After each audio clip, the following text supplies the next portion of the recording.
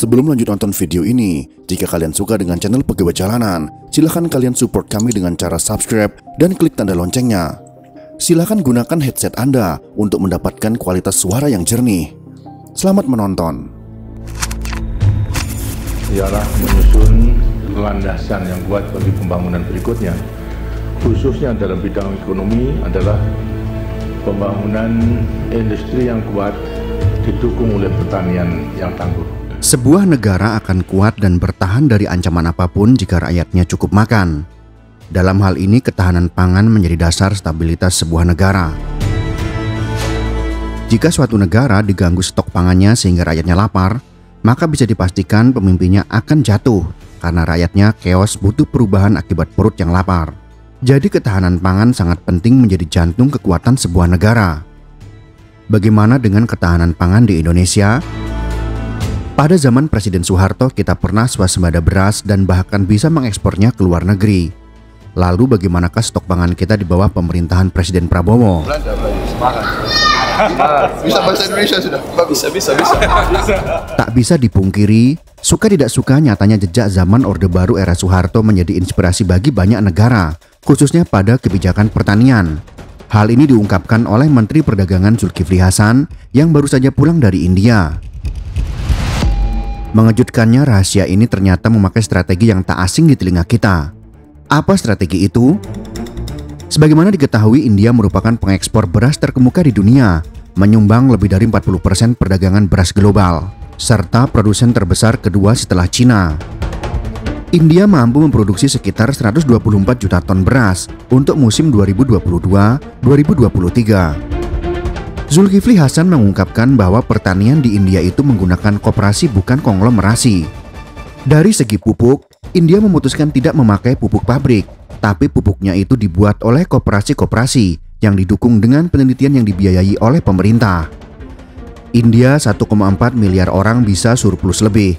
Saya tanya Kementerian Perdagangannya, semua pakai koperasi, gak konglomerasi. Seluruh pertanian koperasi. Pupuk dia gak pakai pabrik pupuk kayak kita, tapi pupuk dibuat oleh koperasi-koperasi, tapi penelitian oleh pemerintah. Pupuk pakai pil segini bisa untuk 2 hektar dikasih air, diproduksi koperasi-koperasi, kata Zulkifli Hasan dalam rapat kerja dengan Komisi 6 DPR RI pada tanggal 4 September tahun 2023. Kebijakan yang diterapkan India ini tentu saja untuk mengamankan stok serta menghindari penipisan stok pangan di dalam negeri. Apalagi untuk ukuran India dengan jumlah penduduk yang mencapai miliaran orang. Kebijakan yang dilakukan India tersebut mirip seperti metode Indonesia dalam masa pemerintahan Orde Baru atau zaman Soeharto. Sudah tidak diragukan lagi, program ketahanan pangan era Soeharto ini begitu dikenal dan terkenang hingga kini. Kebijakan masa itu diakui oleh Menteri Pertanian periode 2004-2009, Anton Aprianto, dengan banyak mengadopsi program-program semasa Orde Baru. Saat itu, tugas Kementerian Pertanian hanya menyatukan kembali puing-puing yang berserakan yang sudah dibangun oleh Soeharto.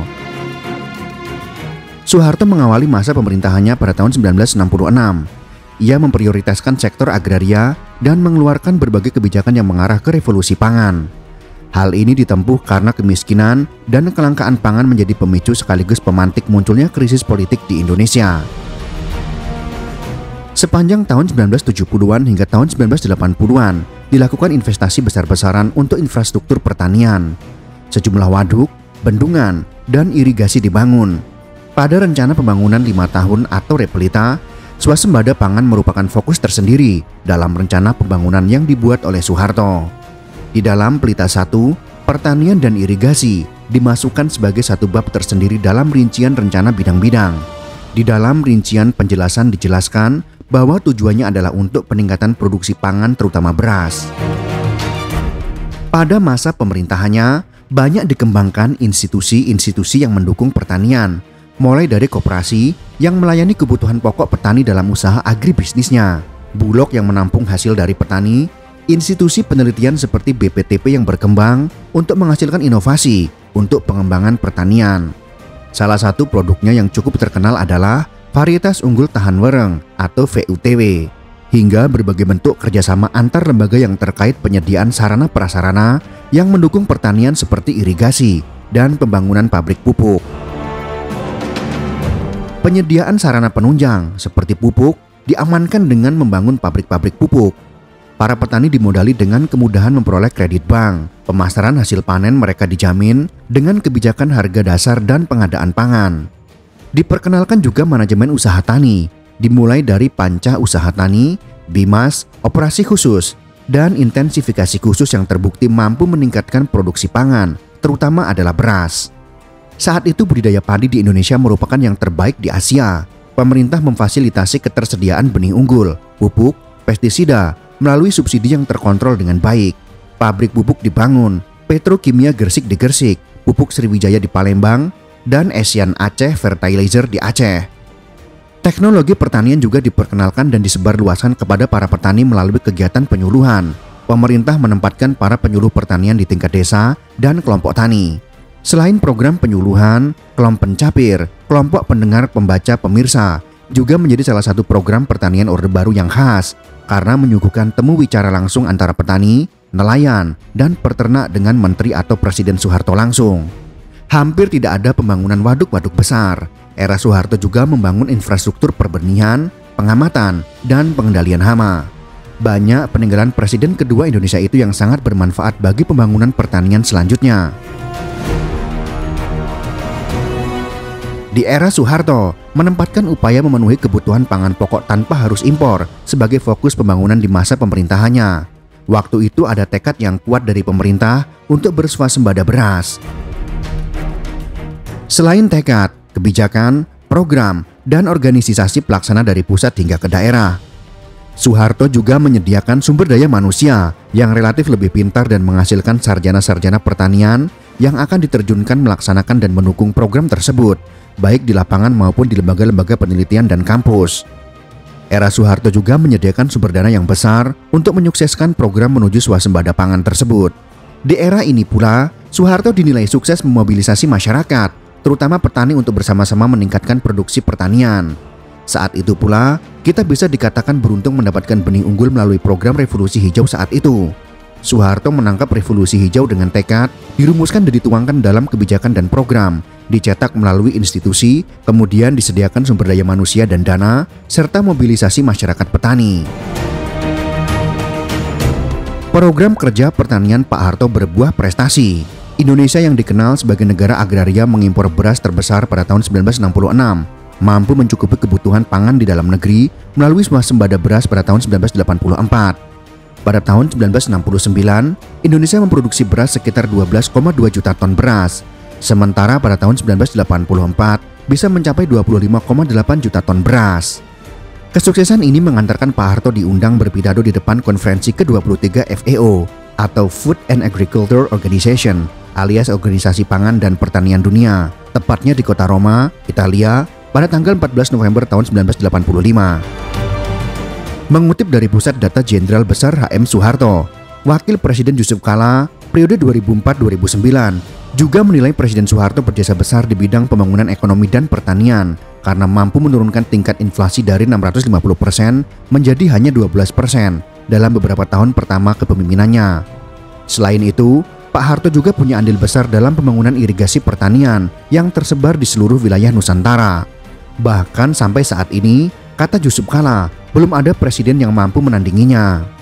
Presiden Soeharto pernah mengatakan bahwa food is my last defense line. Kebijakan pangan pada masa ini sebenarnya sudah hampir mendekati kategori kemandirian pangan. Hanya saja, terdapat beberapa indikator yang belum terpenuhi secara keseluruhan. Dengan kata lain, kebijakan pangan era Soeharto belum mampu mencapai kedaulatan pangan. Apabila dilihat dari definisi ketahanan pangan, kemandirian, dan kedaulatan pangan, posisi kebijakan pangan pada masa Soeharto berada pada posisi ketahanan, sesuai dengan definisi ketahanan pangan, yaitu kondisi terpenuhinya pangan bagi rumah tangga yang tercermin dari kesediaan pangan yang cukup. Apabila dilihat dari definisi ketahanan pangan, kemandirian, dan kedaulatan pangan, posisi kebijakan pangan pada masa Soeharto berada pada posisi ketahanan, sesuai dengan definisi ketahanan pangan, yaitu kondisi terpenuhinya pangan bagi rumah tangga yang tercermin dari tersedianya pangan yang cukup, baik jumlah maupun mutu, aman, merata, dan terjangkau. Hal tersebut dilihat dari adanya kebijakan swasembada beras yang bertujuan untuk memenuhi kebutuhan pangan dalam negeri.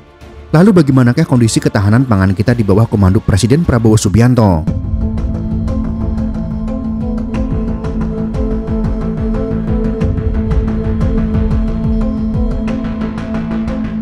Kinerja pemerintahan Presiden Prabowo Subianto dalam mengejar swasembada pangan sudah mulai terlihat. Kenaikan jumlah stok beras dalam negeri menjadi salah satu buktinya. Langkah kaki petani tak pernah benar-benar terdengar dalam hiruk-pikuk politik nasional. Namun dalam diam mereka menabur, dan kini hasilnya mulai tampak. Di tengah ketidakpastian global, pemerintah menaruh taruhan besar pada ketahanan pangan sebagai fondasi kedaulatan. Dari sawah-sawah di Jawa hingga lahan rawa di Sumatera Selatan, Indonesia mulai memperlihatkan tanda-tanda kemandirian, swasembada beras tanpa perlu lagi bergantung pada sawah di luar negeri. Data Badan Pusat Statistik memperkirakan potensi produksi beras akan mencapai 24,22 juta ton gabah kering giling atau GKG pada bulan Januari sampai April tahun 2025. Jumlah tersebut melonjak 26,02% dibandingkan periode yang sama tahun lalu. Data Badan Pusat Statistik menunjukkan bahwa produksi padi dalam 5 bulan terakhir masih didominasi Pulau Jawa. Jawa Timur menempati posisi teratas, diikuti Jawa Tengah dan juga Jawa Barat. Namun dinamika tak berhenti di sana. Sulawesi Selatan dan Sumatera Selatan juga mulai memainkan peran strategis sebagai lumbung baru di luar Jawa. Pulau Jawa memiliki keunggulan historis dan geografis seperti tanah vulkanik subur, irigasi teknis yang sudah mapan, serta akses distribusi yang efisien. Namun perlu dicatat, lonjakan produksi di Sulawesi Selatan dan pengembangan lahan rawa di Sumatera Selatan menandai pergeseran strategi.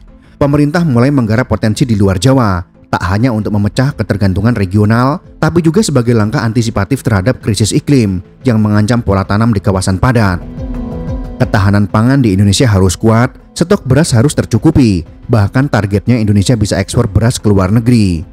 Kita ketahui bersama bahwa saat ini negara-negara lain sedang mengalami krisis beras, apalagi bagi negara yang tidak bisa memproduksi pangan secara mandiri dan harus bergantung dengan negara lain. Salah satu fondasi ketahanan pangan adalah ketersediaan pupuk. Pada tahun 2025, Indonesia menargetkan produksi pupuk nitrogen yang mencukupi, didukung oleh Pupuk Indonesia sebagai produsen terbesar di Asia Pasifik. Namun subsidi pupuk hanyalah satu sisi dari koin. Pemerintah juga tengah mempercepat pembangunan dan perbaikan irigasi melalui Instruksi Presiden Nomor 2 Tahun 2025 dan revisi peraturan pemerintah terkait irigasi. Proses birokrasi yang dulunya berlapis kini dipangkas. Kementerian PUPR diberikan kewenangan langsung untuk membangun irigasi, bahkan tanpa perlu menunggu persetujuan gubernur atau bupati untuk luasan tertentu. Irigasi yang efisien bisa jadi pembeda antara panen berhasil dan gagal total. Perubahan paling mencolok tahun ini adalah merosotnya volume impor beras. Dari 1,4 juta ton pada bulan Januari-Maret tahun 2024, kini hanya tersisa 112.000 ton. Dalam periode sama tahun ini, turun 97,15%. Kini hanya tersisa 112.000 ton dalam periode sama tahun ini, turun 97,15%. Penyebabnya bukan sekedar larangan atau hambatan perdagangan, melainkan keberhasilan panen dan penyerapan domestik. Serapan Bulog mencapai 1,5 juta ton hingga bulan April tahun 2025 dan diproyeksikan tembus 2 juta ton di akhir tahun. Artinya, kebutuhan konsumsi nasional yang mencapai sekitar 2,6 juta ton per bulan dapat dipenuhi dari stok dan panen dalam negeri. Menurut Zulkifli Hasan, Mentan dan Wamentan melaporkan, hingga akhir bulan April, pemerintah telah menyerap 1,5 juta ton beras dari panen raya ini. Namun penting dicatat, bahwa keberhasilan ini bersifat dinamis. Jika harga gabah turun di bawah harga pembelian pemerintah atau HPP, yaitu 6.500 per kilogram, atau jika akses pupuk terganggu, petani bisa berhenti menanam.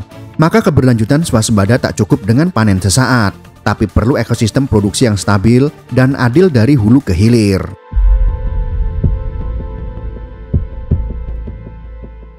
Pemerintah kini melangkah lebih jauh dari sekedar ketahanan pangan. Kementerian Koordinator Bidang Pangan mengembangkan Koperasi Desa atau Kopdes sebagai simpul distribusi ekonomi lokal. Kopdes akan menjadi titik temu distribusi sembako, LPG, hingga pupuk untuk mengurangi rantai pasok dan meningkatkan daya beli desa. Kebijakan ini mengindikasikan bahwa swasembada pangan hanya akan berkelanjutan jika disokong ekosistem sosial dan ekonomi yang sehat. Dengan begitu, desa tak hanya menjadi pusat produksi, tapi juga pusat kendali distribusi dan konsumsi. Capaian tahun 2025 menunjukkan kemajuan yang tak bisa diabaikan. Penurunan tajam impor beras, peningkatan serapan Bulog, perbaikan sistem subsidi pupuk, hingga restrukturisasi irigasi adalah fondasi penting menuju swasembada yang berkelanjutan. Namun seperti halnya musim tanam, hasil akhir sangat ditentukan oleh konsistensi dan cuaca kebijakan. Apakah Indonesia benar-benar bebas dari impor beras hingga tahun 2026? Tren data saat ini terlihat menunjuk ke arah itu. Tapi jalan menuju kedaulatan pangan lebih panjang dari satu musim panen saja, karena masih banyak ancaman yang harus diselesaikan, bukan hanya hama, bencana alam, dan perubahan iklim, tapi juga para tikus-tikus berdasi yang mungkin masih ada berkeliaran di mana-mana, yang siap menyerang kapanpun. Pemerintah juga harus menerapkan tata kelola yang presisi dan kebijakan yang berpihak pada mereka yang paling dekat dengan sawah, yaitu para petani. Jika kalian suka dengan video ini, silahkan berikan jempol ke atas. Dan jika kalian menganggap video ini bermanfaat, maka bagikanlah untuk teman-teman Anda yang lain. Terima kasih sudah menonton.